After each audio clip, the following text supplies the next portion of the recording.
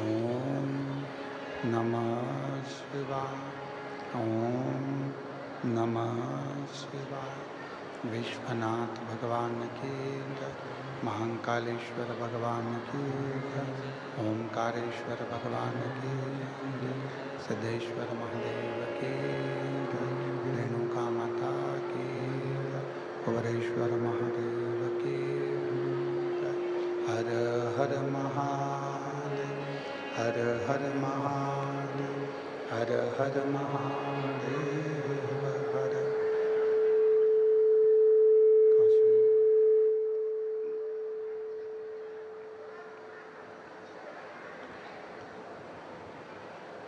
विश्वनाथ ओगरदानी त्रिकालदर्शी कैलाशी विनाशी भगवान शिव, जिनकी पुनीत पावन पवित्र शिव महापुराण की कथा बाबा देवादिदेव महादेव की कृपा से, उनकी करुणा, उनकी उदारता से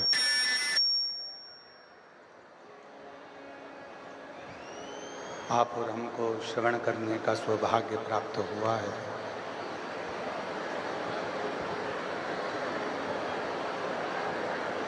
यवतमाल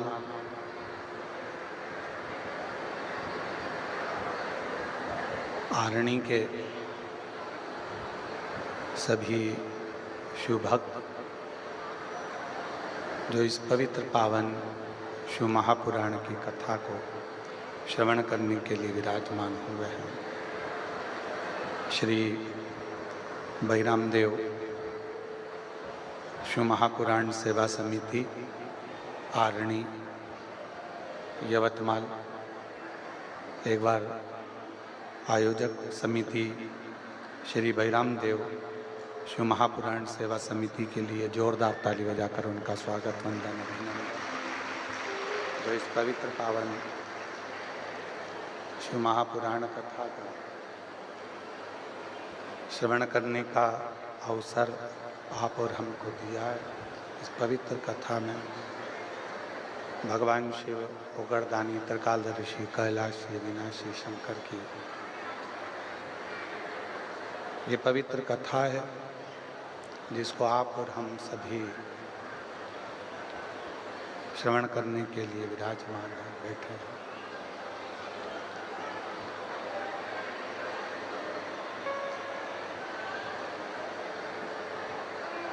भक्ति और मुक्ति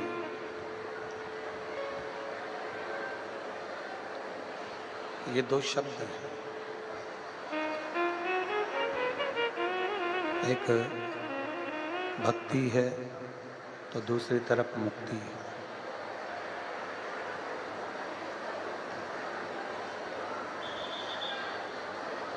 भक्ति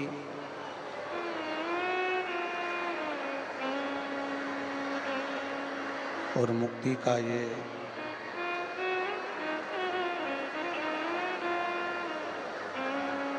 भक्ति और मुक्ति का ये अनूठा संगम है शिव महापुराण की कथा।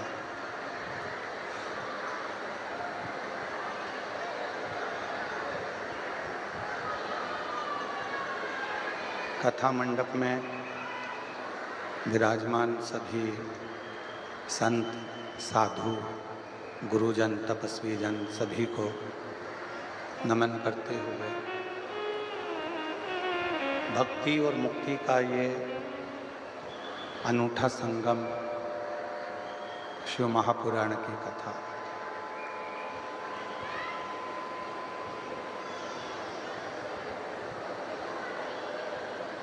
लोग मुक्ति को पाने के लिए अथक प्रयास करते हैं।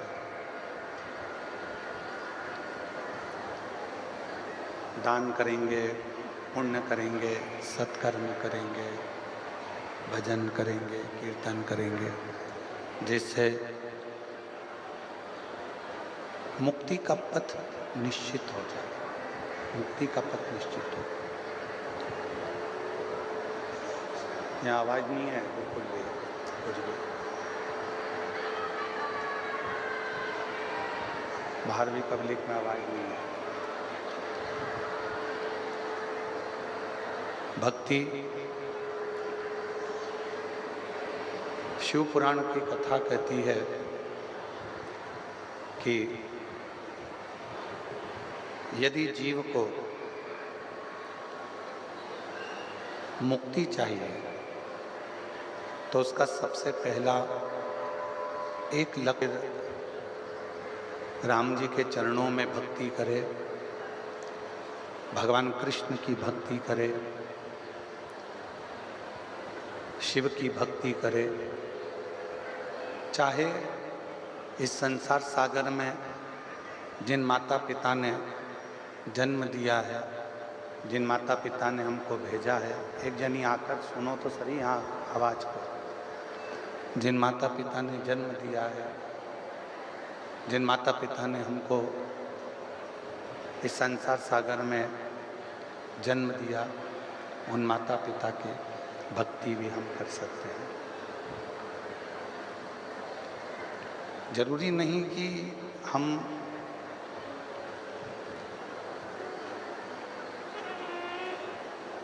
राम को भजेंगे तो ही मुक्ति मिलेगी, कृष्ण को भजेंगे तो ही मुक्ति मिलेगी, शिव को भजेंगे तो ही मुक्ति मिलेगी।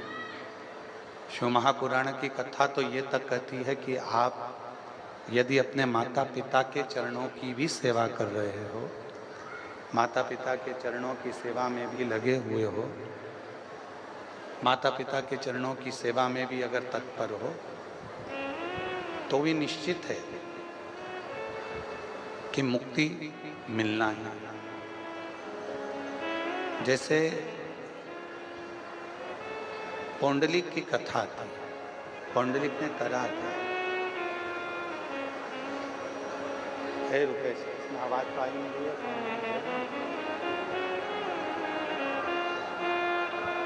कैसे जाओ, यहाँ तो आवाज ही नहीं है, उनको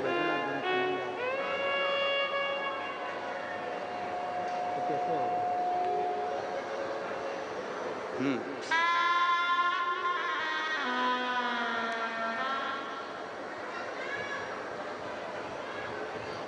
पौंडलिक की कथा कहते हैं।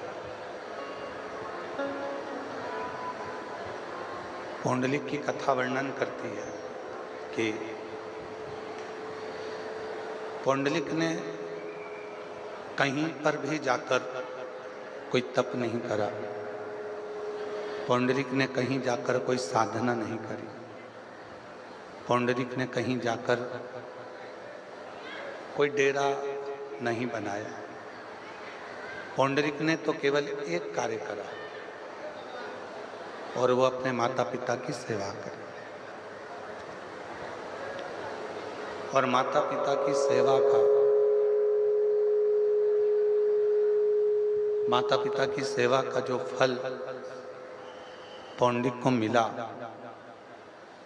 वो स्वयं पंढरपुर में हरिविठ्ठल आकर विराजमान हो जाते हैं, जो पौंडलिक के सम्मुख में आते हैं।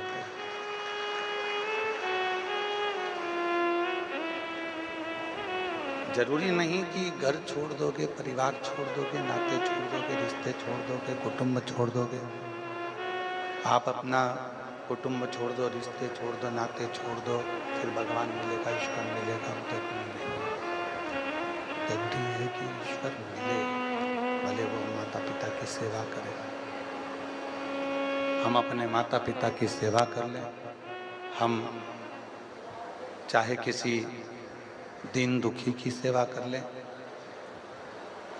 कितना सुंदर कहा है शिव महापुराण में कि भूखे को भोजन और प्यासे को पानी और जय बाबा बर्फानी। अर्थात दरवाजे पर आया हुआ कोई प्यासा है,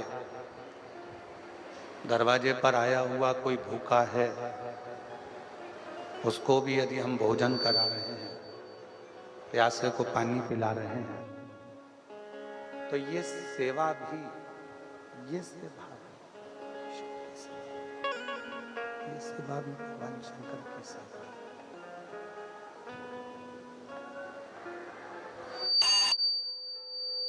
ये सेवा भी भगवान शिव की ही सेवा। ये सेवा भी भगवान शंकर की ही सेवा। किसी को एक बड़ा सुंदर एक प्रसंग चंचुला देवी ने पूछा, मुझे मेरे पति की चिंता। चंचुला देवी बोल रही,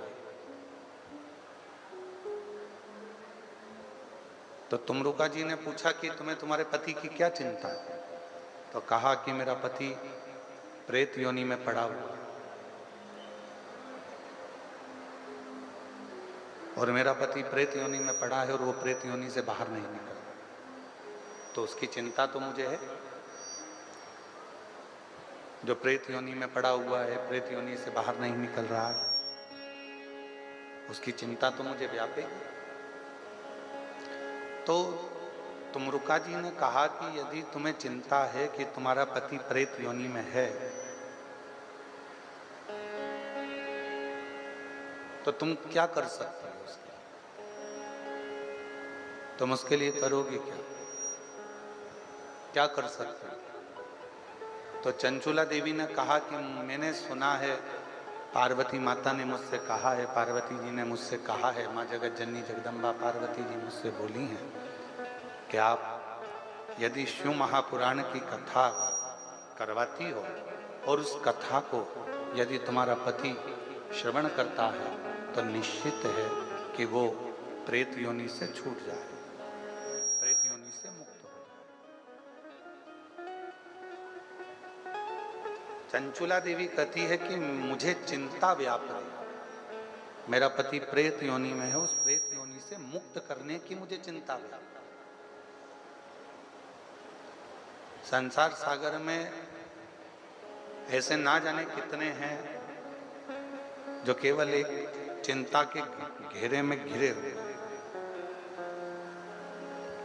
पर शिव महापुराण की कथा कहती है, भगवान शंकर का चरित्र कहता है, शिव तत्व कहता है, शिव पुराण कहती है कि चिंता को छोड़कर तुम्हारे बस में जितना है कम से कम उतना तो करो। जब तुम्हारे बस में जितना होगा उतना भी तुम करोगे तो तुम्हारी चिंता धीरे धीरे मिटना प्रारंभ हो जाएगी और शिव की कृपा।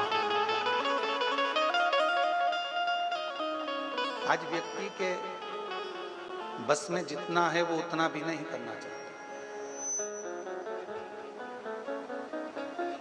कई लोग ऐसे भी हैं संसार सागर में जो ये विचार करते रहते हैं कि जो करेगा वो ईश्वर करेगा, मुझे कुछ करना ही नहीं।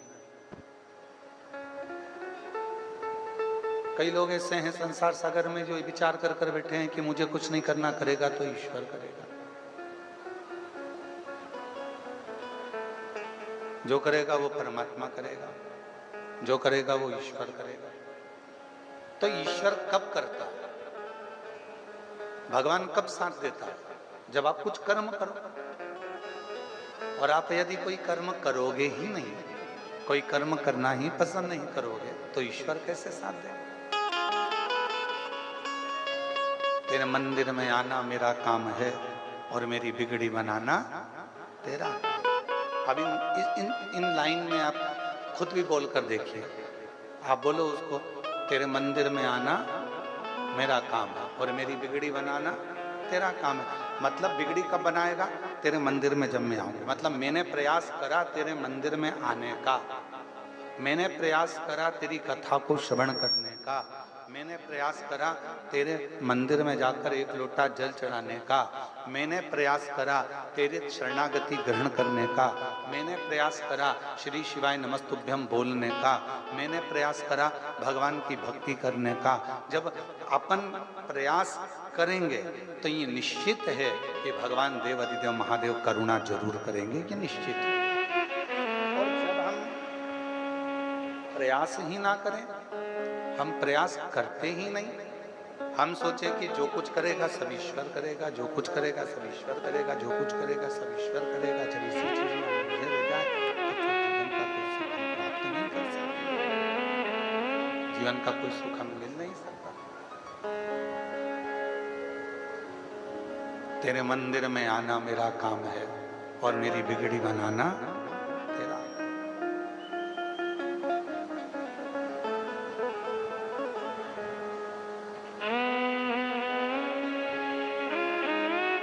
तुम रुका जी कर चंचुला। जितना मनुष्य के बस में होता है उतना यदि मनुष्य अपना कर्म करते हैं, जितना मनुष्य के बस में,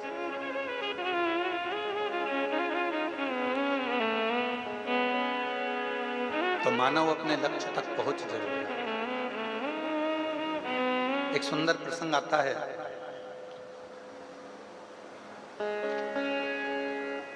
एक त्रिकारी नाम का एक केवट था। शिव महापुराण का बड़ा सुंदर प्रसंग है। केवट का नाम था त्रिकारी।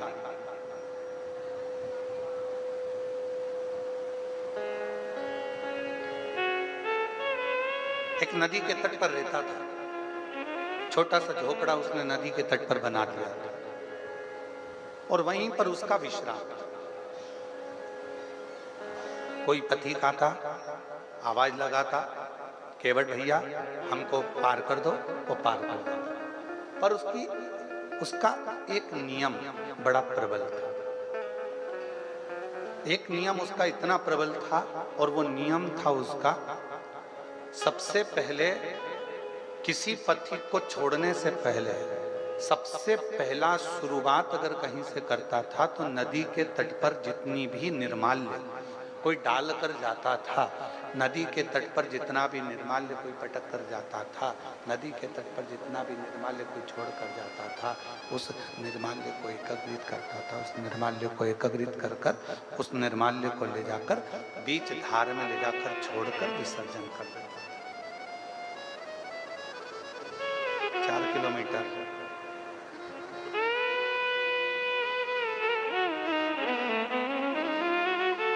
निर्माल्य को बीच धार में छोड़कर जाता था।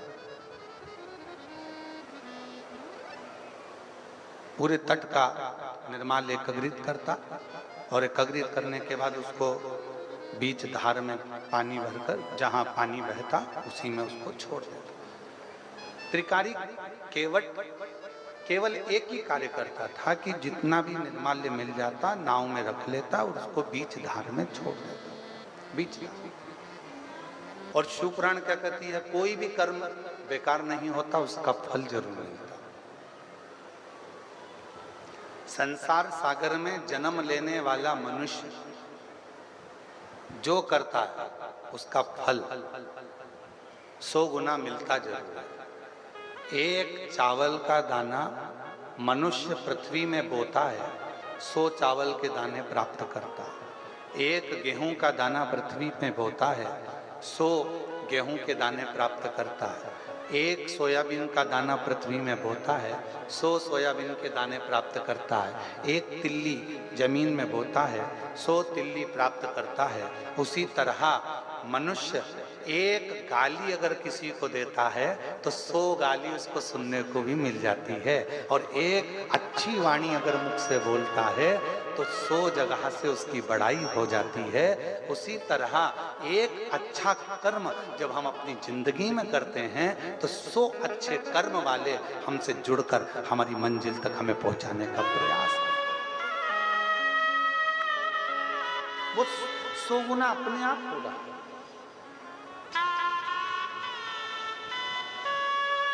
उसको करा नहीं जा रहा, वो अपने आप ही हो रहा। और मैंने तेरे भरोसे बाबा तेरे ही भरोसे हवा चलती जाए बाबा डोर है तो छठी नाम कटी जावागी भोले मैं तेरी पतंग मैं तेरी पतंग हवा उड़ती जावागी बाबा डोर है तो छठी नाम कटी जावागी। एक कर्म अच्छा करिए 100 कर्म अपने आप अच्छे होने लगेंगे। एक काम अच्छा करिए 100 काम अच्छे।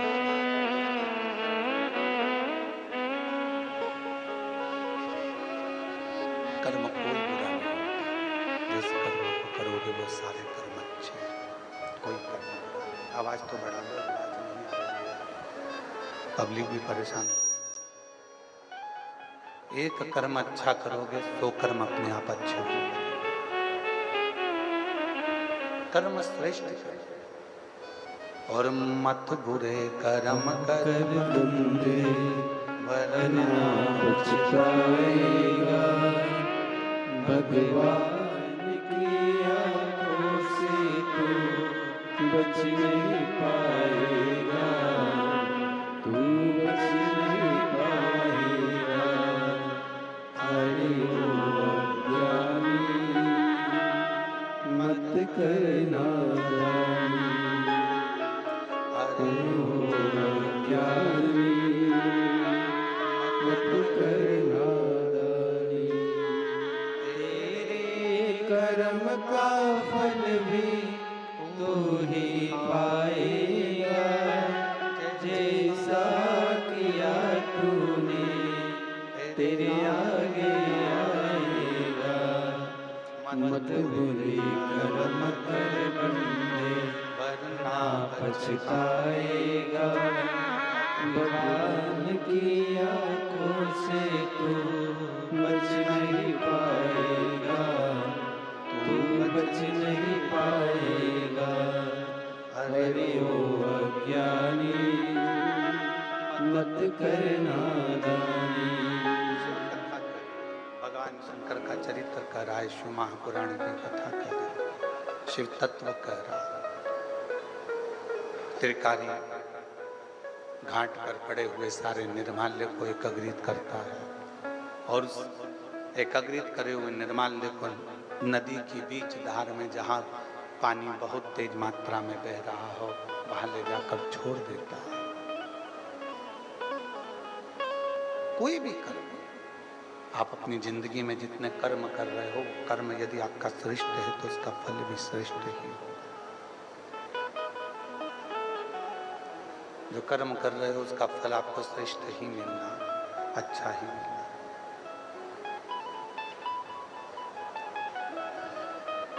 अब त्रिकाली का नियम था रोज का, प्रतिदिन का।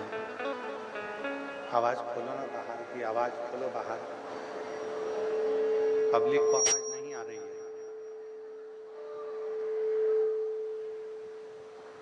त्रिकाली का जो नियम था, उस नियम से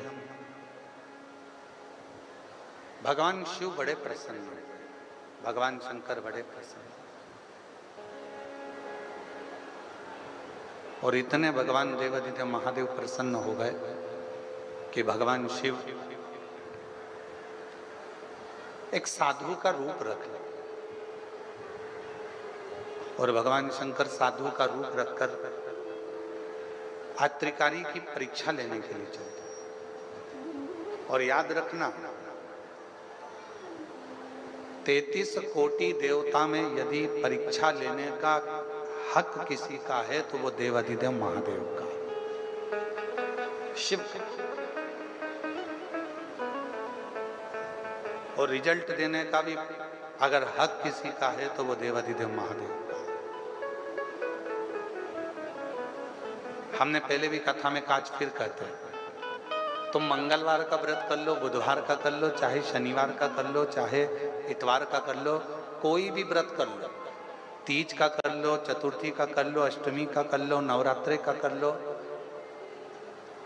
चाहे तुम जिसका व्रत कर लो, उस व्रत तुम किसी भी देवता का करोगे पर फल तुम्हें मिलेगा तो केवल शिव जी के पास आकर ही मिलेगा। व्रत तुमने किसी भी देवता का करा है, देवता भी फल देने से पहले शंकर जी से पूछते हैं कि इसने मेरा ये व्रत धारण करा था, पृथ्वी पर रहकर इसने व्रत किया था, इस व्रत का पुण्य फल आपको देना है। तब शिव जी उस व्रत का पुण्य फल निकाल कर उसको देते हैं, शंकर। ये उसी तरह, चाहे तुम मौसी सास को कितनी भी चाय पिला लो, मौसी सास तुमको सोने की चैन नहीं देगी। देगी क्या? हो सकता है तुम्हारी मौसी सास दे दे। तुम मौसी सास को कितनी भी चाय पिलाओ, तुम बुआ सास के कितने भी पांव दबाओ, चाहे उसके पांव में तेल लगाओ, तो भी वो अपनी प्रॉपर्टी का हिस्सा नहीं देगी। चाहे तुम मामी सास के पांव दबाओ, चाहे तुम चाची सास के पांव दबाओ, चाहे तुम ताई सास के पांव दबाओ, तुम चाहे किसी के भी पैर दबाओ, वो अपनी प्रॉपर्टी का हिस्सा तुमको नहीं देगी। केवल देगी, भले तुम सास का पांव मत दबाओ, भले तुम उसको चाय मत पिलाओ, तो भी वो अपनी हिस्सा मरते मरते दे के तुमको ही जाएगी। वो चाहे तुम कैसे भी, तुम कैसे,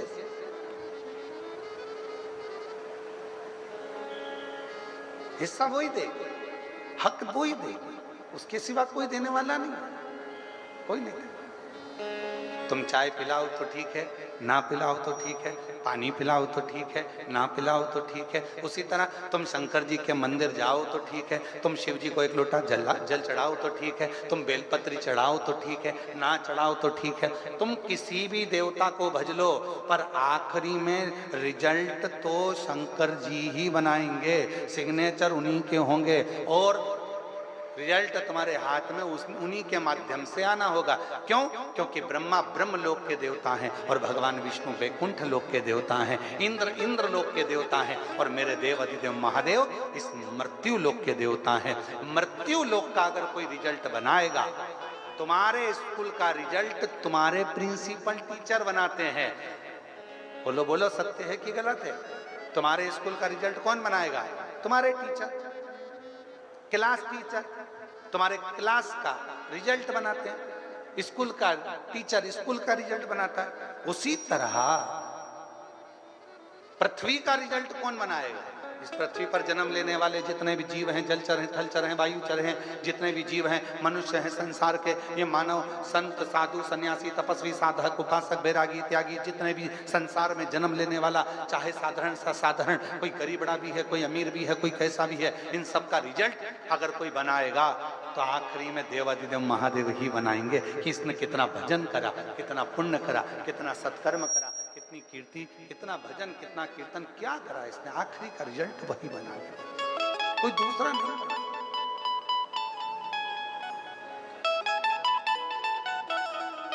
बच्चे क्या करते हैं, अब बच्चों से समझदारी सीख लो। बच्चे क्या करते हैं, मम्मी कितनी समझदार होती है, बच्चे की कोचिंग ट्यूशन कहाँ लगाती है, क्लास टीचर के। क्लास टीचर क्या क्यों लगाती है, एक दो नंबर अगर थोड़े गड़बड़ हो भी जाएंगे तो ये साल भर उसकी यहाँ ट्यूशन जाएगा तो वो एक दो नंबर कहीं ना कहीं बढ़ा देगी। क्लास की टीचर है, इसीलिए आपसे निवेदन है, शंकर जी के मंदिर में ट्यूशन लगा लो, एक लोटा जल चढ़ाने रोज जाते रहोगे तो नंबर बढ़ाता रहेगा। ये कौन सा नंबर, कहा दुख काटने का, तकलीफें काटने का, कष्ट काटने का, परेशानियां काटने का। जो तुम्हारे जीवन में दुख है, कष्ट है, परेशानियां हैं, जो तुम्हारे जीवन में तकलीफें हैं, उसको काटने का नंबर मेरा शिव बढ़ाता रहे, मेरा शंकर बढ़ाता रहे।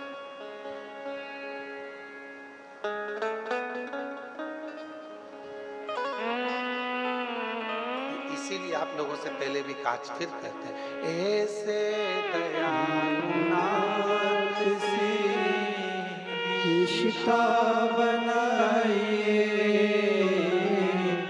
ऐसे दयालुनाथ से रिश्ता बनाइए, मिलता रहेगा आपको जो कुछ भी चाहिए, मिलता रहेगा आपको जो कुछ भी चाहिए, मिलता करिश्मा होगा जो हुआ कभी नहीं, ऐसा करिश्मा होगा जो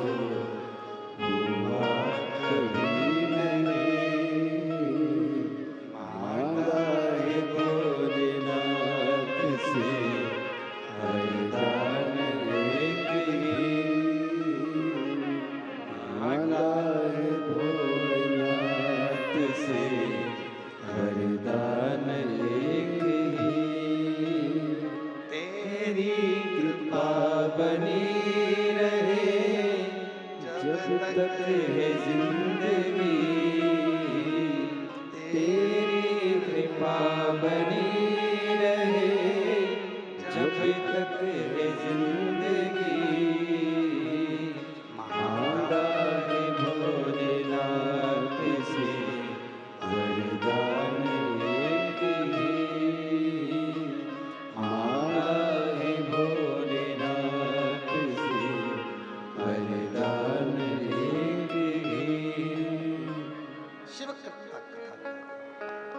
उससे संबंध जोड़ो, जब हम उस ईश्वर से, उस परमात्मा से, शिव से संबंध जोड़ लेते हैं तो जीवन की सारी अटकलियां, जीवन के सारे दुख, जीवन की सारी तकलीफें, जीवन का सारा कष्ट अपने आप मिटना प्रारंभ हो जाता है, अपने आप समाप्त।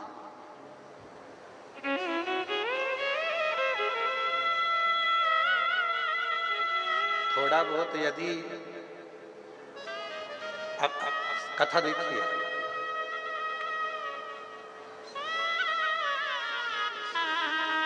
दक्ष प्रजापति की पुत्री माता सती को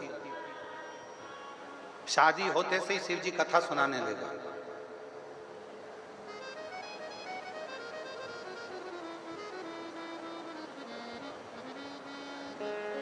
सीधे कथा सुनाने। आपकी शादी के बाद तो आपके पति आपको होटल ले गए होंगे, शॉपिंग मॉल ले गए होंगे, सोना चांदी की दुकान पे ले गए होंगे, घूमने फिराने ले गए होंगे, पर मेरे देव अधिदेव महादेव का जब माता सती के साथ विवाह हुआ तो शिवजी सबसे पहले सती को कुंभज ऋषि की यहाँ कथा सुनाने ले गए। अगस्त ऋषि की यहाँ कथा सुनाने ले गए सबसे पहले। क्यों? कहीं दर्शन कराने ले जाते, कहीं तीर्थ में। कथा सुनाने ले जाने की क्या जरूरत थी? उसका एक कारण था, ये जो कान है ना, माता सती जब बचपन से शिव जी की साधना आराधना करती थी तो दक्ष प्रजापति उनको शंकर जी के लिए अपशब्द कहा करते थे, खूब आड़ा तड़ा करते थे, खूब निंदा करते थे। दक्ष प्रजापति भी निंदा करते थे, माता सती की बहनें भी निंदा करती थी शिव जी की। वो निंदा जो सती माता के कानों में भरा चुकी थी, उस निंदा के रस को शंकर भगवान सबसे पहले बाहर निकालना चाहते थे, इसलिए कथा सुनाने के लिए ले गए कि ये रस निंदा का बाहर निकल जाए। जब निंदा बाहर निकल जाएगी तो तू मेरी हो जाएगी, फिर संसार सागर तुझे ठीक नहीं दिखेगा, केवल शिव ही दिखेगा, केवल शंकर ही नजर आए।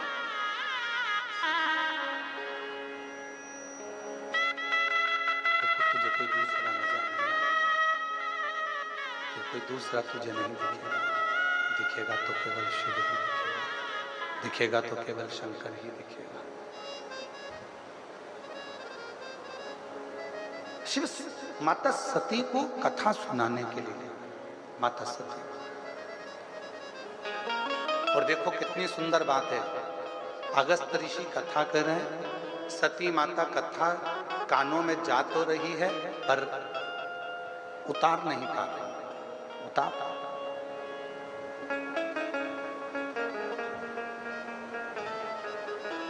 हम तो आपको धन्यवाद देते हैं, जितनी परीक्षा हमारी जिंदगी में हमने 30 साल में कथा देखी है और हर जगह कथा करने गए हैं और एक एक महीने में 3-3, 4-4 कथा होती है। जितनी परीक्षा हमने किसी कथा में नहीं देखी, उतनी परीक्षा हमने यवतमाल की इस कथा में देखी।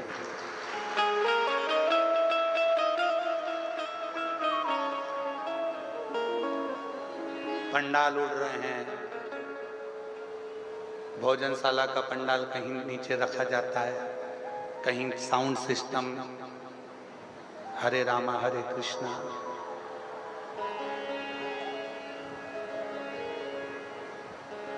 और बचा कुचा था तो 2-3 दिन से लगातार पानी, और पानी भी ऐसा कि अब यजमान जो समिति है बहिराम देव शिव पुराण सेवा समिति, इसने तो पूरी व्यवस्था करी है, पर पानी के आगे किसका जोर? ऐसा पानी गिरे, पानी भी ऐसा गिरे जैसे सावन और भादों का, गरज गरज के बरस बरस के। अच्छा, हमको तो ऐसा लग रहा था कि भगवान भी साउंड की टेस्टिंग कर रहे हैं, हमारा साउंड वाला तो गड़बड़ हो गए, तो भगवान सोचे कि मैं मेरा साउंड देखूं कहीं मेरा तो गड़बड़ नहीं हो गया, तो वो भी टेस्टिंग कर रहे थे। बिजली चमचा चमका चमका के, बिजली चमका चमका के देखा, टार्च मार मार के, कोई गई कि नहीं गई घर। फिर देखा इंद्रदेव ने कि वो तो पंडाल में अभी भी बैठी है, तो एक बार फिर कर जाओ, फिर देखो बिजली चमका के, गई नहीं गई।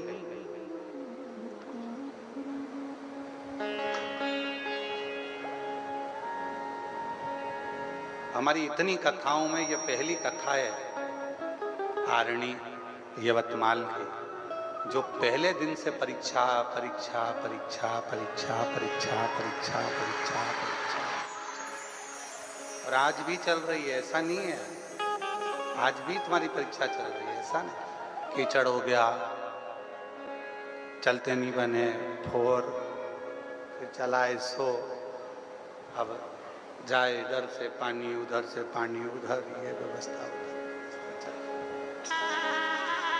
फिर भी बहिराम देव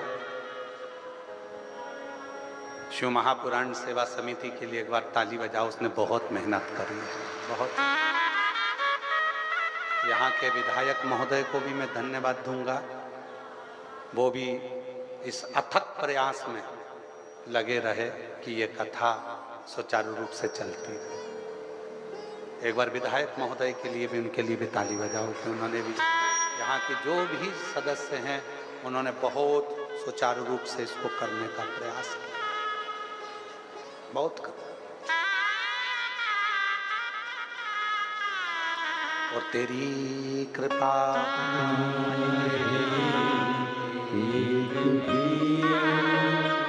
लेते हैं सांस तेरी कृपा से तनो तनो। बखान क्या करूं मैं लाखों के ढेर का, चुपटी भभूत मेरे खजाना कुबेर का। गंगा मुक्ति द्वार ओमकार तू, भोले ओमकार तू, आयो शरण तिहारी शंभु तार तार तू। बहुत परीक्षा चालू। तो शिवजी ने त्रिकारी केवट की परीक्षा ली, और शिव परीक्षा बहुत अच्छी लेते, और जितनी जितनी मेरे शंकर भगवान परीक्षा लेते हैं उतना उतना फल भी देते।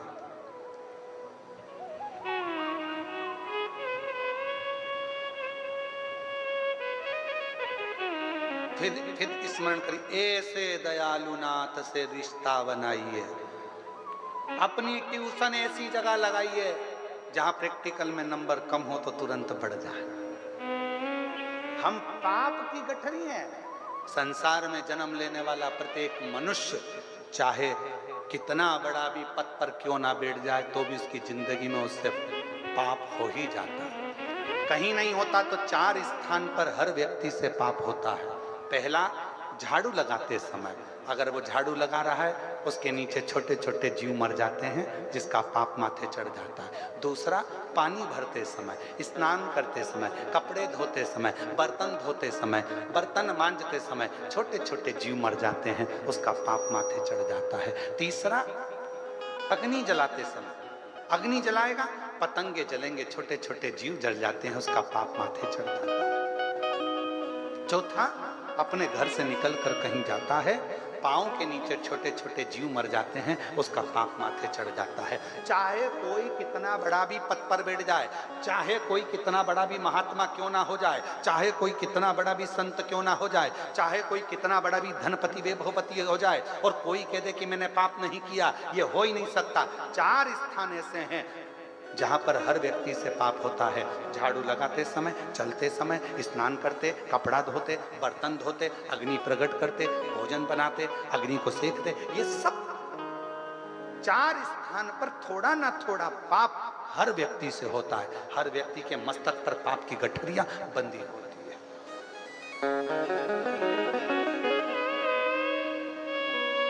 ऐसा नहीं कि संसार सागर में किसी ने पाप कर्म नहीं करा, पाप कर्म, ये संसार सागर में हर व्यक्ति से पाप होता है। तो पाप होता है तो एक काम क्यों ना करें, हम शिव से जान पहचान बनाए। क्यों? क्योंकि हमारी फाइल तैयार करेगा तो देवाधिदेव महादेव करेगा, और फाइल तैयार होगी, सिग्नेचर होगा, तब जाकर बैकुंठ में वो कहते हैं ना, भैया तुमको अमेरिका जाना है या दुबई जाना है तो तुम्हारा जो पासपोर्ट है वो अच्छा सब दूर से सील ठप्पा लगा हुआ तैयारी कर कर वहाँ तो केवल देखा जाएगा, हाँ किसके सिग्नेचर है, हाँ ठीक है बिठाओ और पहुंचाओ। बस उसी तरह से अपने इस जीवन पर संपूर्ण हमारे चाहे अच्छे कर्म हो, बुरे कर्म हो, पाप कर्म हो, श्रेष्ठ कर्म हो, उन सब पर अगर कोई सिग्नेचर करेगा तो मेरा देव अधिदेव महादेव करेगा। और अंत समय प्रभु आना पड़ेगा। सबको आता है, सबको आता है, सब बोलो। अंत समय प्रभु आना पड़ेगा, वचन दिया तो निभाना पड़ेगा। आए न आए प्रभु कुटुंब कबीला, अंत समय प्रभु आना पड़ेगा। वचन दिया तो निभाना पड़ेगा, अंत समय प्रभु आना पड़ेगा। के पास में आपने जल चढ़ाया, आपने भजन करा, आपने बेलपत्र चढ़ाई, आपने मंदिर में झाड़ू लगाई, आपने पोछा लगाया, सब सेवा का रजिस्टर उसके पास तैयार है। एक पत्र है, ध्यान रखना।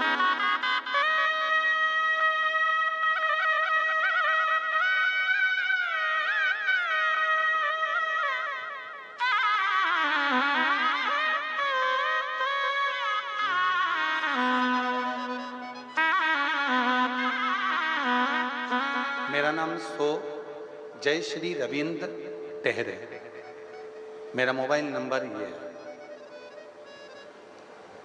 संतान प्राप्ति आप पढ़ के बताओ कितने साल के बाद हुई है?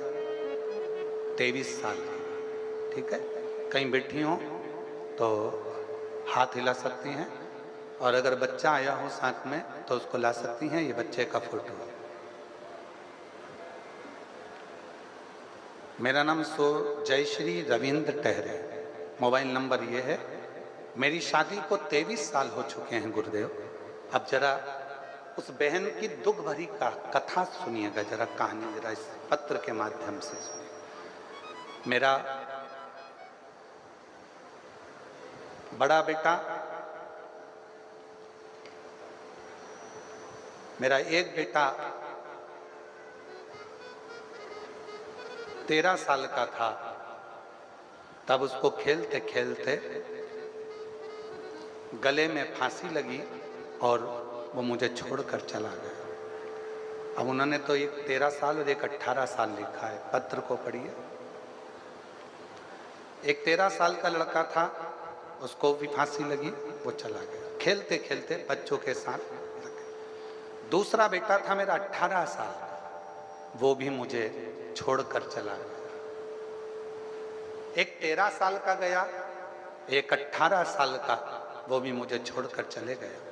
बहुत दुख होता था गुरुदेव, दिन रात रोती थी, आंख से आंसू बहता रहता था। घर के बाहर बैठी हुई, दिया लगाना भी बंद कर दिया था घर के बाहर। एक दिन बैठी थी, तब किसी एक बच्ची ने आकर कहा, वो सीहोर वाला बाबा कथा कहता, उसकी कथा तो टीवी पर सुना कर काकी, वो बाबा सबकी सुनता, टीवी पे कथा सुनने से कोई बच्चा हो जाता। मैंने उस बच्ची को थोड़ा चिल्लाया, बच्ची चली गई। फिर मन में आया कि वो सीहोर वाला बाबा है कौन। टीवी चालू करी, आस्था चैनल, कथा सुनना प्रारंभ करी और बाबा से वहीं बैठकर प्रार्थना करी, बाबा कृपा कर, मैं कहीं नहीं जा सकती क्योंकि मेरे 2 बेटे चले गए, लोग मुझे अपशब्द कहते हैं। मेरा 13 साल का और मेरा 18 साल का बेटा चले गया, लोग मुझे आड़ा टेढ़ा कहते हैं, मैं किसको मुंह दिखाऊं, अब तू ही कुछ कर सकता है। मैं नहीं जानती थी कि शिव जी पे जल चढ़ाने का क्या फल होता है। मैंने बस एक नियम लिया, भगवान शंकर के मंदिर में जाना, रोज मंदिर जाती, लोटा भर के जल चढ़ाती, आचमन करती, बाबा के मंदिर में झाड़ू लगा देती, पोछा लगा देती। गुरुजी आप कहते हो उसके पास में सबका हिसाब है, हो सकता है मेरे बाबा ने हिसाब रखा और 23 साल के बाद मेरे घर में पुत्र रत्न की प्राप्ति हो गई। 23, एक 13 साल का बेटा चले गया, एक 18 साल का बेटा चले गया। मना कर दिया था डॉक्टरों ने, तुम्हारे यहाँ अब संतान नहीं हो सकती, आस छोड़ दी थी, तो भी मेरे बाबा ने मुझे औलाद दी। एक लाइन लिखी है, आप उसको पढ़िएगा, जो हमने कल भी गुनगुनाई थी। मेरा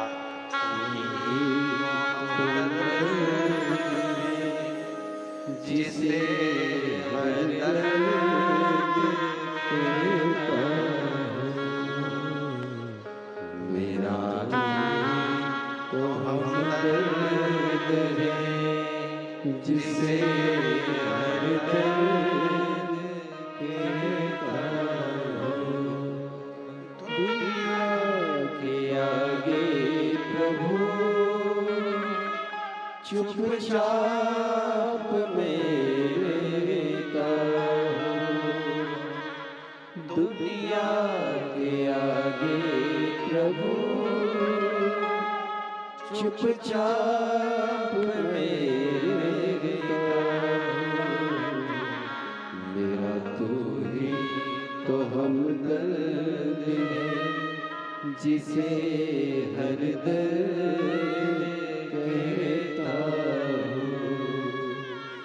मेरा तू ही तो हमदर्द है जिसे हर दर्द कहता हूँ।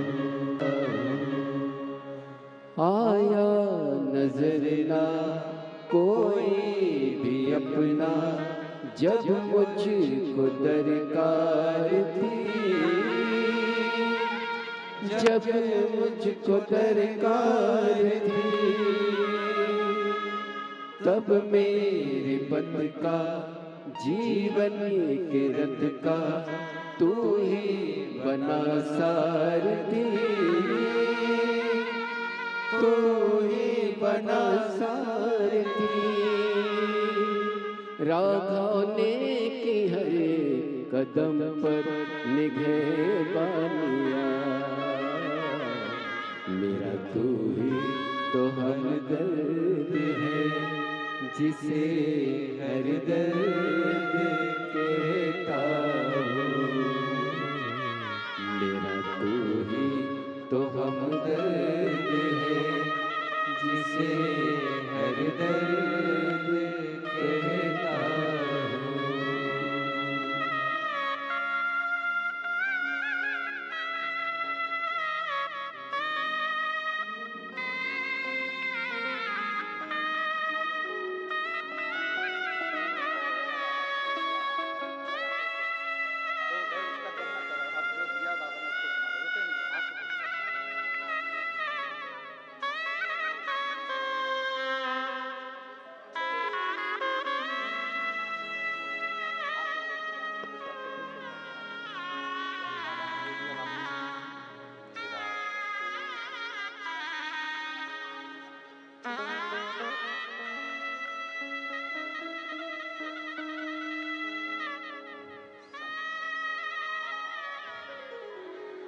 मेरा तू ही तो हमदर्द है जिसे हर दर्द कहता हूँ।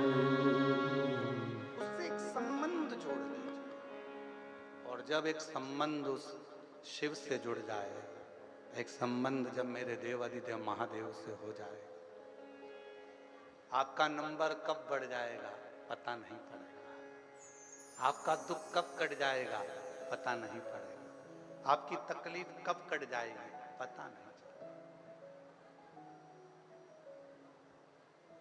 कब दुख कटेगा, कब तकलीफ मिटेगी? शिव परीक्षा लेता, परिणाम भी देता, रिजल्ट भी देता, और जब देता है तो दुनिया का सारा सुख प्रदान कर देता। त्रिकारी के दरवाजे पर आवाज लगाई सुबह सुबह एक साधु ने, मुझे पार कर दो, उस पार जाना। शिव साधु बनकर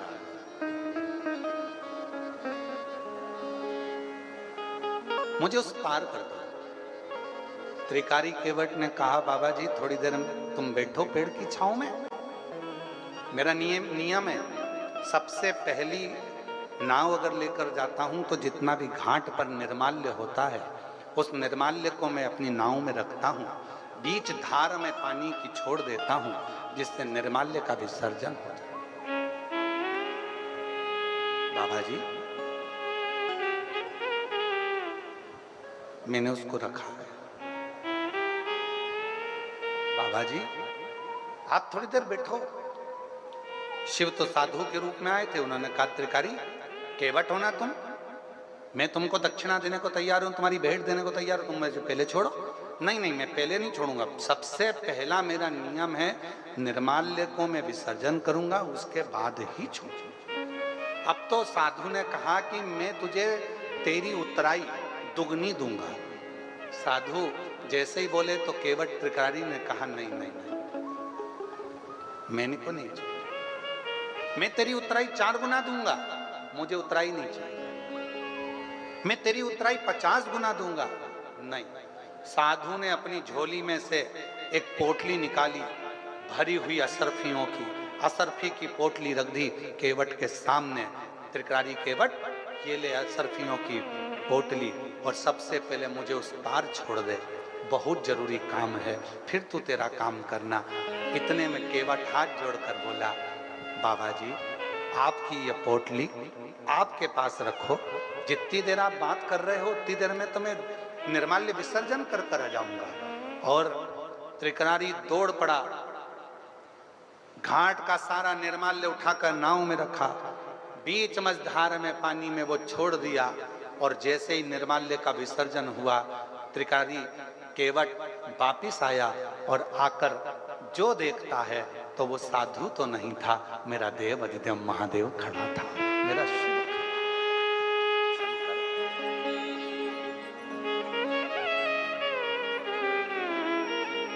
कोई दूसरा नहीं था, वो मेरा शिव था, वो मेरा शंकर था।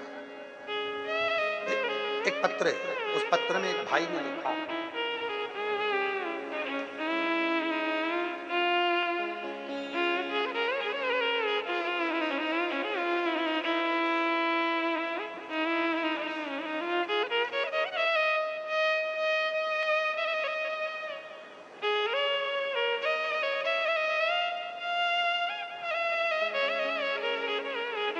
स्वाति विजेंद्र पाठक,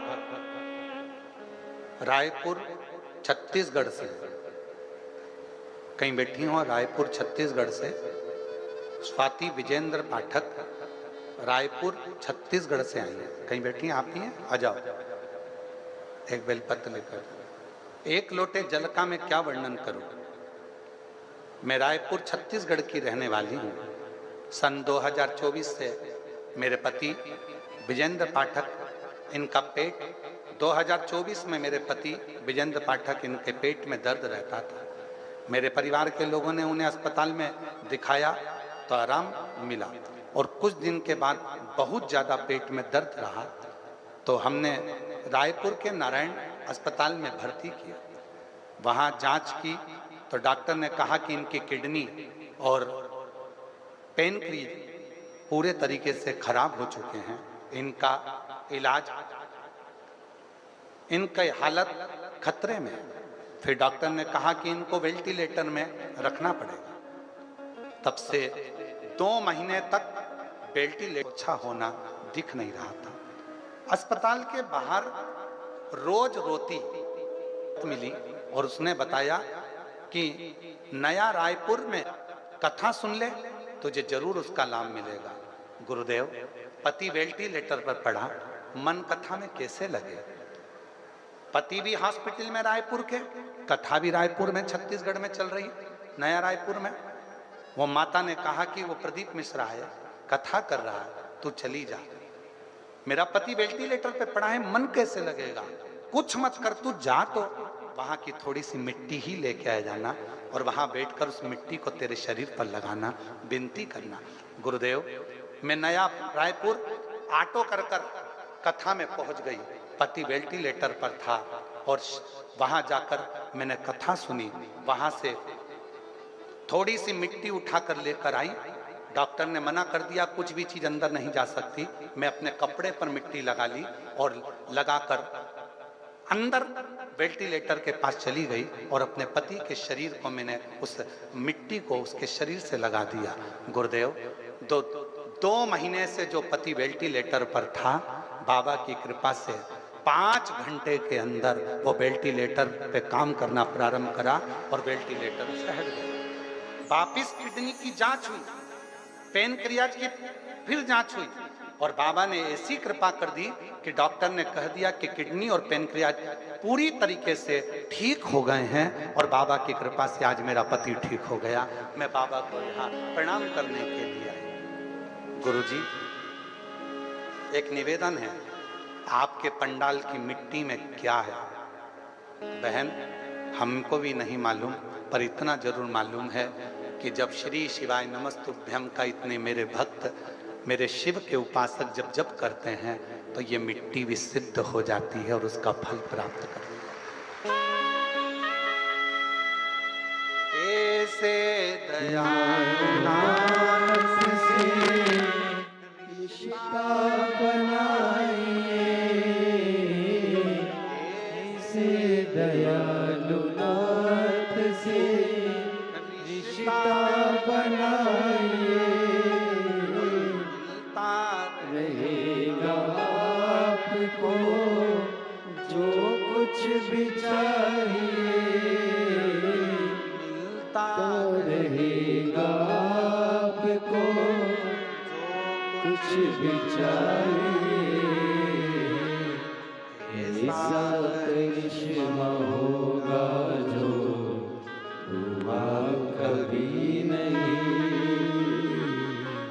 ऐसा करिश्मा होगा जो हुआ कभी नहीं।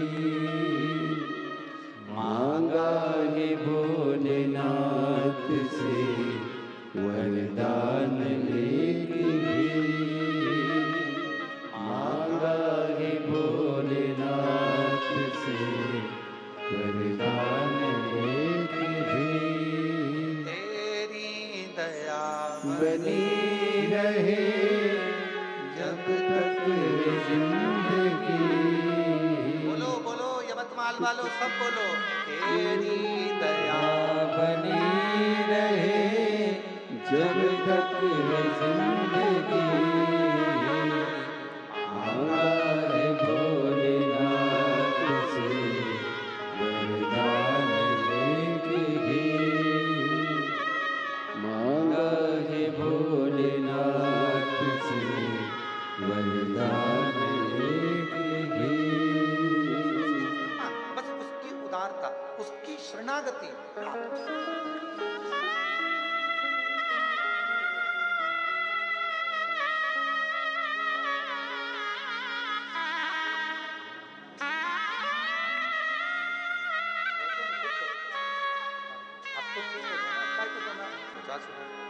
उनको भी देना चाहिए।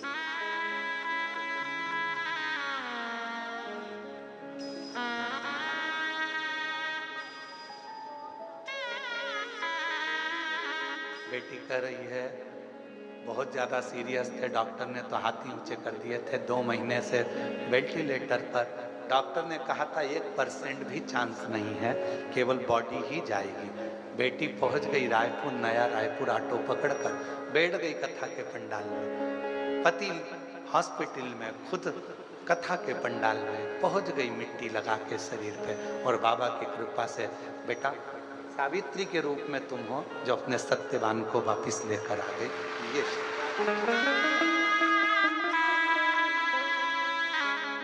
दीदी कह रही है कि उसने मंदिर नहीं छोड़ा गुरुजी, लगी रही।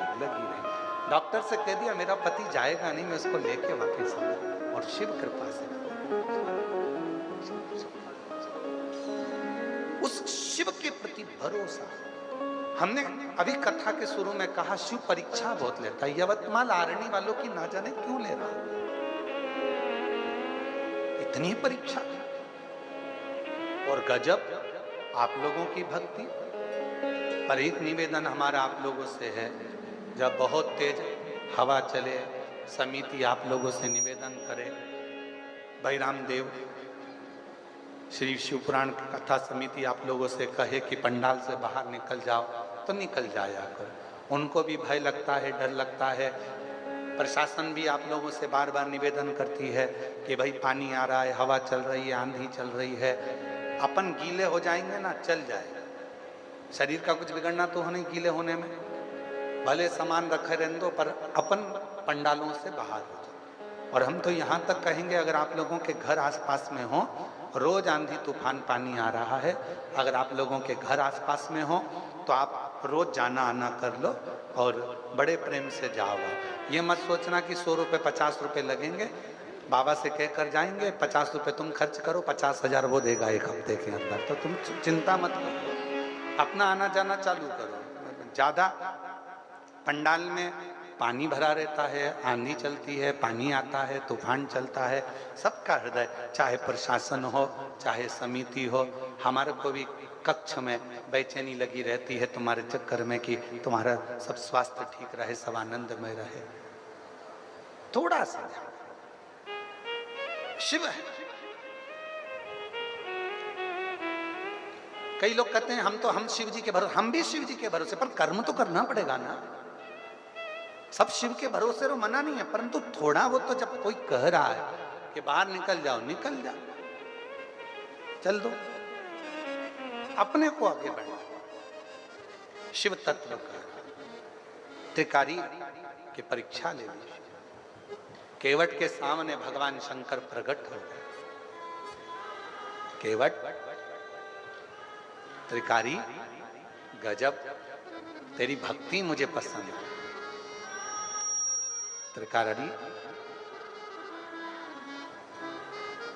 मेरा एक नियम है, मेरे मंदिर में गुआरी लगाने वाला, मेरे मंदिर में दीप जलाने वाला, मेरे मंदिर में लेपन करने वाला और मेरे निर्माल्य को विसर्जन करने वाला कभी भी भटकता नहीं है, उसकी मंजिल तक मैं पहुंचा कर रहूंगा।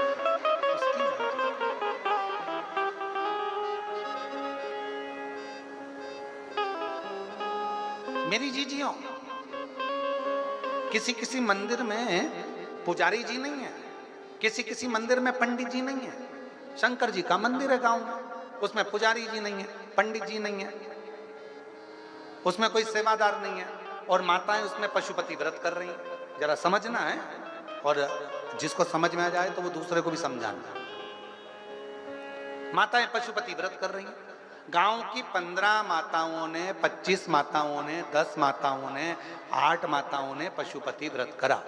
अब 8 माता जब पशुपति व्रत करेगी, मंदिर में जाएगी, प्रसाद के 2 हिस्से रखकर आएगी।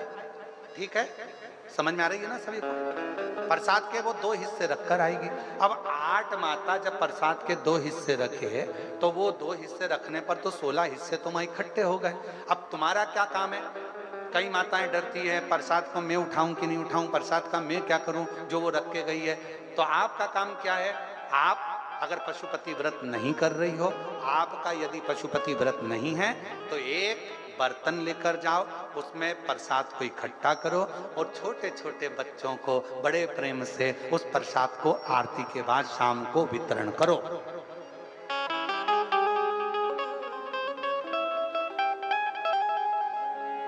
उस प्रसाद का वितरण करो। बच्चों को नहीं दे सकते तो गौ माता को, गौ माता को नहीं दे सकते कोई जीव को, पर उस प्रसाद को एकत्रित करना और उस प्रसाद को ले जाकर किसी को दे देना, मुख में आ जाना। और ये नहीं है कि गुरुजी वो दूसरे के पशुपति व्रत का प्रसाद मैं खा सकती हूँ कि नहीं खा सकती, तुम्हारा व्रत थोड़ी ना है, तुम्हारा उसने तो शिव जी को दिया है ना, उस भाग को तुम वितरण कर सकते हो बाबा से कहकर, बाबा ये भक्तों के लिए प्रसाद छोड़ कर गए हैं, आपके भक्तों के लिए है, देना।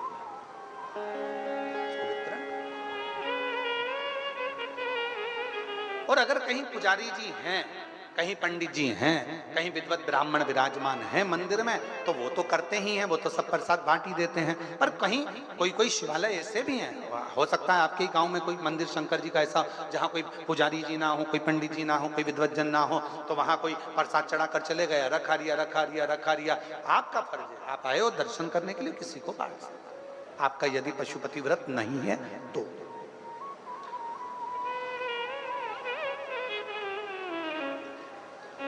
सेवा का फल मिलता है। सेवा किसी भी रूप में, किसी भी रूप में सेवा।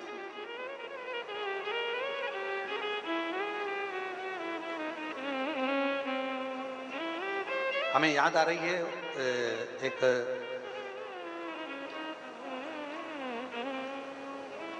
नोएडा के एक अमित रघुवंशी नाम का एक लड़का, नोएडा में उसका मिलना हुआ। अगर वो कथा सुन रहा होगा तो उसको प्रसन्नता भी। अमित रघुवंशी अच्छा बच्चा, 4 भाई हैं, दो भाई दिल्ली में, वहीं नोएडा में है। उसने बहुत बहुत मेहनत कर ली, आखिरी में भी नोएडा में आने के बाद भी उसकी कोई जॉब नहीं लग रही। और हम वहीं कथा करने के लिए, वो स्कूल में कथा चल रही थी हमारे, कौन सा स्कूल था वो स्मरण में नहीं है हमको, हम वहाँ कथा कर रहे थे। वो आया मिलना है। अब हम तो कुछ बताते न करते।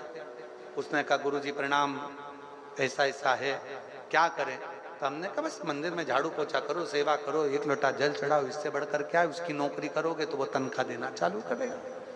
जिसकी भी नौकरी करोगे तनख्वाह तो देगा। वो अमित रघुवंशी ने शिव जी के मंदिर जाना चाहिए, और बाबा की ऐसी कृपा हुई, एक ही काम करता था, मंदिर में केवल जाता था, क्योंकि इतनी दूर लोटा ले जाने में उसको दिक्कत होती थी, तो मंदिर की जो बाल्टी होती थी पानी की, उस पानी की बाल्टी को नल से भरकर मंदिर में रख देता था। बस एक ही काम करता था, बाल्टी को भर के मंदिर में रख देता। और जो आता था वो मंदिर को एक बाल्टी, जो दूर रहते वो लोटा नहीं लाते, तो वहां से भर भर के चढ़ाते। उसका फल ये मिला कि उस अमित रघुवंशी की नौकरी इतनी अच्छी कंपनी में लग गई। बाद में उसने पत्र लिखा, गुरुजी आज मेरी नौकरी अच्छी कंपनी में हो गई। ये शिव की उदाहरण, ये शिव किसको नहीं दिया मेरे शिव, मेरे शंकर भगवान किसको नहीं देते? सबको। ऐसा कोई नहीं है संसार सागर में जिसको शंकर भगवान ना देते, शिव ना देते।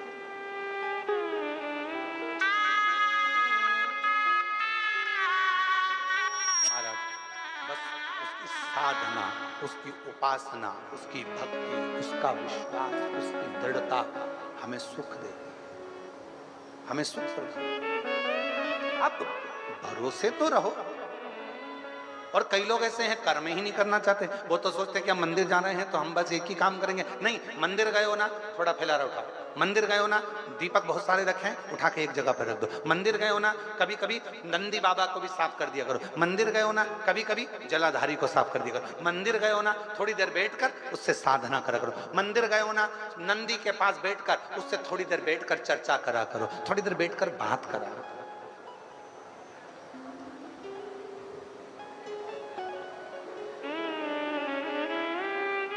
बैठ गए वो, आ बैठ मेरे पास तुझे देखता रहो, बैठ मेरे पास,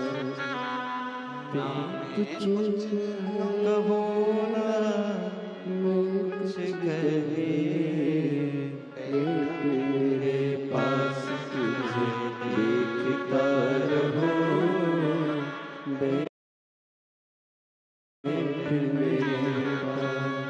कुछ नहीं सूझे, बस कुछ।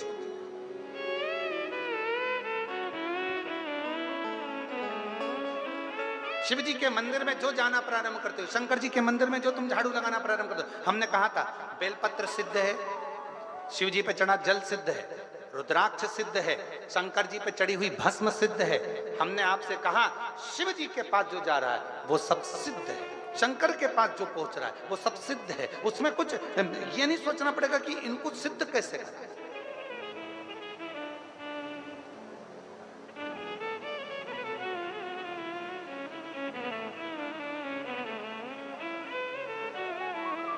शिव जी को जल सोने के लोटे से चढ़ाया जाता है, चांदी के लोटे से चढ़ाया जाता है, तांबे के लोटे से चढ़ाया जाता है, पीतल के लोटे से चढ़ाया जाता है, स्टील के लोटे से चढ़ाया जाता है, कांसे के लोटे से चढ़ाया जाता है, हीरे के लोटे से चढ़ाया जाता है, पन्ना के लोटे से चढ़ाया जाता है। काय के लोटे से शंकर भगवान जल को स्वीकार करते हैं। जम के बोले, जम के तांबे के लोटे से शिव जल को स्वीकार। क्यों भैया? चांदी क्या शिव स्वीकार नहीं करते? सोना क्या शिव स्वीकार नहीं करते? हीरे जवाहरात ये सब क्या शिव स्वीकार नहीं करते? तो तांबे से भगवान शंकर का ऐसा कौन सा मेल है? तांबे से 33 कोटि देवता का ऐसा कैसा मेल है? तांबे से भगवान नारायण का ऐसा क्या प्रेम है? तांबे के लोटे से, तांबे के पात्र से, तांबे के कलश से, तांबे के बर्तन से भगवान का इतना प्रेम कैसे हो गया? आखिर ताम्र का पात्र ही भगवान को प्रीत क्यों? 33 कोटि देवता को तांबे का बर्तन ही क्यों अच्छा लगता है? स्टील क्यों नहीं अच्छा लगता? सोना क्यों नहीं अच्छा लगता? चांदी क्यों नहीं अच्छी लगती? कांसा क्यों नहीं अच्छा लगता? पीतल क्यों नहीं अच्छा लगता? उनको सोना ही क्यों भाता? उसको तांबा ही क्यों भाता? तांबे की मूलता क्या है? और ये प्रश्न केवल एक नहीं है, ये प्रश्न कई लोगों का कि भगवान को तांबे का लोटा, तांबे का पात्र, तांबे का बर्तन, शिव को, राम को, कृष्ण को, भगवान को। अब दुनिया के लोग चांदी का प्रयोग करने लगे, चांदी का लोटा होना, चांदी का ये होना, चांदी का वो होना। अब थोड़ा सा अपना अपना भाव है, हम बोलेंगे तो लोगों को थोड़ी काली मिर्ची लग जाती है, इसलिए हम बोलते हैं। अब लोगों का मन का भाव हो गया कि हम करोड़पति हैं तो चांदी से अभिषेक करेंगे, हम धनपति हैं तो शिव जी को, राम जी को, कृष्ण जी को, मेरे भगवान को, 33 कोटि देवता को अगर कोई पात्र अच्छा लगता है तो वो तांबे का पात्र अच्छा लगता है, बाकी के पात्र से कोई मतलब नहीं। और वो भी क्यों लगता है? किस लिए लगता है? उस तांबे के पात्र में ऐसी क्या प्रीत है?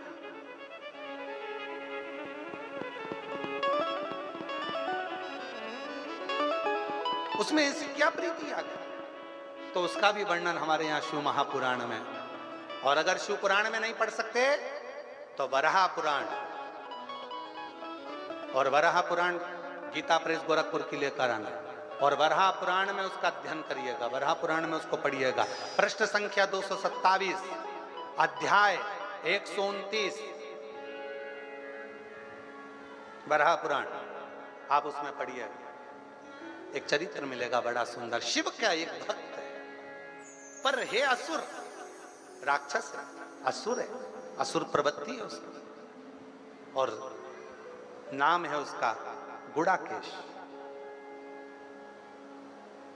उसका नाम है गुड़ाकेश, और वो गुड़ाकेश वराह पुराण कहती है वो गुड़ाकेश असुर है, बहुत उपद्रव मचाता है, बहुत उत्पात मचाता है, बहुत उत्पात।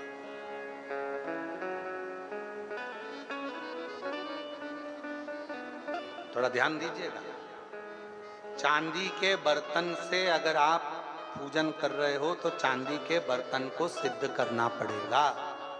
सोने के बर्तन से अगर आप पूजन कर रहे हो तो सोने के बर्तन को सिद्ध करना पड़ेगा। स्टील के बर्तन से आप पूजन कर रहे हो तो स्टील के बर्तन को सिद्ध करना पड़ेगा। केवल एक पात्र होता है तांबा, जिस पात्र को सिद्ध नहीं करना पड़ता वो अपने आप सिद्ध रहता है, अपने आप।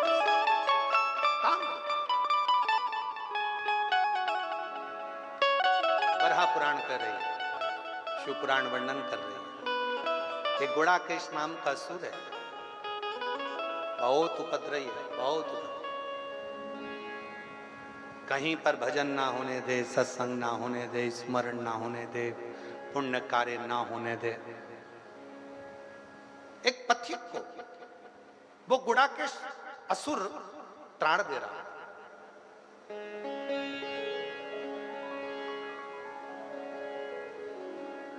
बहुत ताड़ दे रहा है। अब वो गुड़ाकेश असुर जब बार बार तार दे रहा था तो वहीं से उसी समय पर नंदी का निकलना हुआ, नंदी का आगमन, नंदी का। और नंदी निकल कर जा रहे थे, उन्होंने देखा कि कोई असुर एक पथिक को कष्ट दे रहा है, कोई असुर पथिक को कष्ट दे रहा है। नंदी रुक गए, और नंदी ने रुक कर कहा, भाई तुम कौन हो? वो असुर हंसा, हंसकर कहा कि मैं गुड़ाकेश असुर हूं, जाओ यहां से, नहीं तो तुम्हें भी त्राण देना प्रारंभ कर दूंगा, कष्ट देना प्रारंभ कर दूंगा। नंदी थोड़ा मुस्कुराए और कहा, ए भाई तू इनको क्यों कष्ट दे रहा? इस पथिक ने क्या बिगाड़ा? क्या?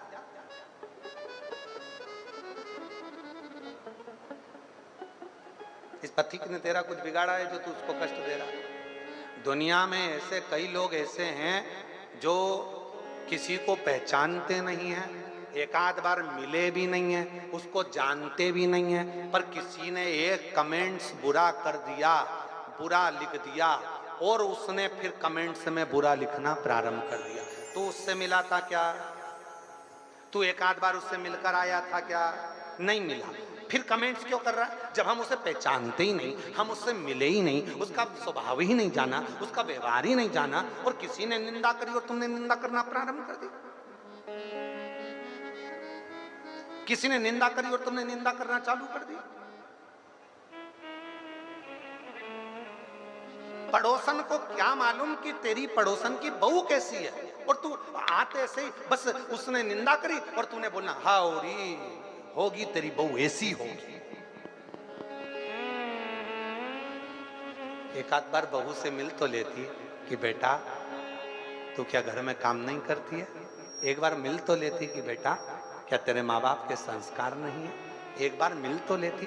पर सास ने कह दिया कि बहू बुरी है, तुमने मान लिया कि बहू बुरी है। ऐसे ही संसार में कई लोग हैं जो कह देते हैं वो बुरा है, तो लोगों ने मान लिया हो सकता है वो महाराज ऐसा ही हो सकता है वो व्यक्ति वैसा ही हो सकता है वो व्यक्ति बुरा ही हो सकता है वो बहू बुरी हो सकता है वो सास बुरी हो। कैसे मान लिया? ना तुम मिले, ना बात करी, ना कभी उससे चर्चा करी, और तुमने बुरा बोलना चालू कर दिया। केवल निंदा सुनकर, केवल बुराई सुनकर, केवल निंदा भीतर उतार कर तुम निंदा में लग गए। नहीं, जो महापुराण की कथा कहती है कभी ऐसा ना करिए। अपने मन में ये विचार रखिए, अगर कोई निंदा कर भी रहा है तो उसको कह दो मैं तो उसको जानती ही नहीं, तो मैं बुरा कैसे बोलूं? मैंने उसको पहचानती नहीं तो मैं कैसे अनसन बोल दूं? मैं कैसे गलत बोल दूं? मैं तो मिला ही नहीं उससे, तो मैं कैसे बोलूं उसको?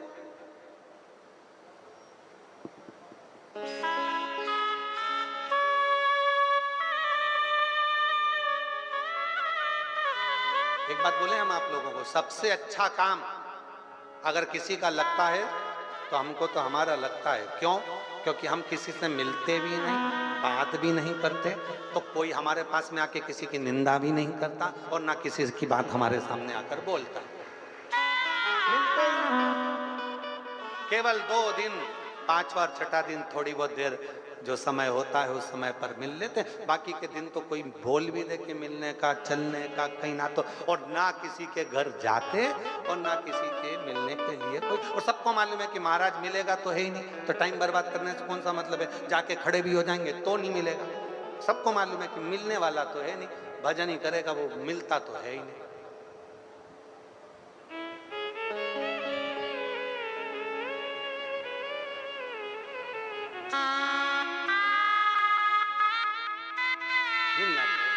अभी हम बोलेंगे तो आप लोग कहोगे कि गुरुजी ऐसा बोल रहे थे। अभी सूरत में कथा थी। सूरत को डायमंड नगरी कहते हैं, हीरे की डायमंड। अब हम क्या बोले? एक भगत आए, कहा आशीष भैया को ऐसा ऐसा है और ऐसा ऐसा क्रम है, गुरुजी को बोलो ना 5 मिनट आए। डायमंड नगरी थी। हमने कहा आशीष उनको बोलो एक डायमंड हमारे पास में है, हमारा कुबरेश्वर बाबा। एक डायमंड है हमारे, कोहिनूर हीरा है, कोहिनूर हीरा। उसके आगे सारे हीरे फीके हैं। ये वो हीरा है जो रोता हुआ, जो जिस कामना से कथा के पंडाल में आकर बैठता है और मेरे शिव की शरणागति में बैठकर जो मांग लेता है, दुनिया क्या देगी वो देव अधिदेव महादेव 3 महीने में उसकी झोली में डाल।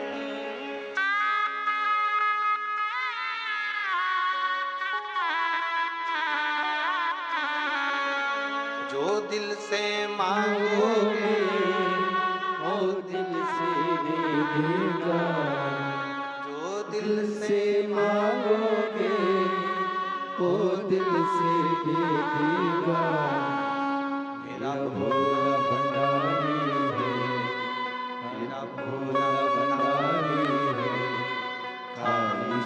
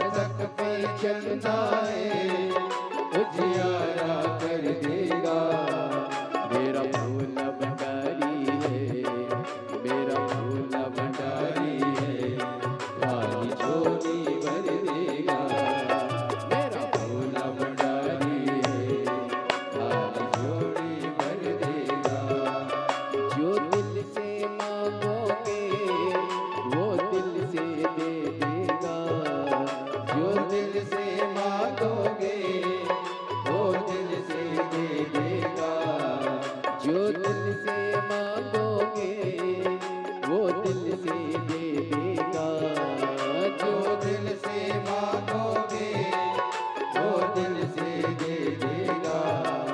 मेरा भोला भंडारी है, मेरा भोला भंडारी है, खाली झोली भर देगा। मेरा भोला भंडारी है, खाली झोली भर देगा।